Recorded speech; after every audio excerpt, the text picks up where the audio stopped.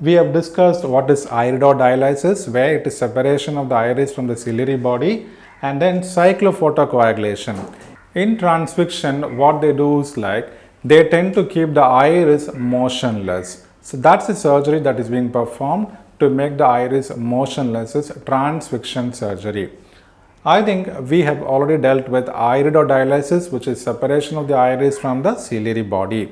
Next thing what we are going to do is like a treatment on the ciliary body, which is cyclophotocoagulation. So they are going to coagulate it's a kind of a destruction of the ciliary body by passing the light waves. And by diathermy is again destruction of the ciliary body by passing electric current. You all might have heard of a common procedure called as a cataract operation, especially with your elders in your family, right?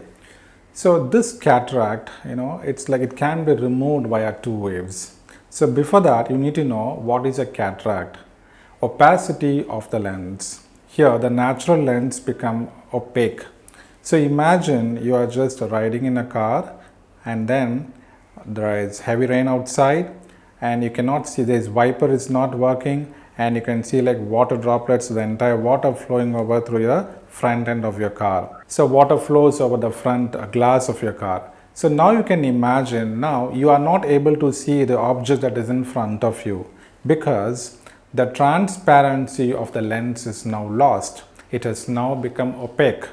Same is the case with our natural lens. This can undergo a degeneration as well because that is also made up of the proteinaceous material. So when a patient has like comorbid diseases like diabetes, there is a tendency to where patients get predisposed to cataract formation much earlier.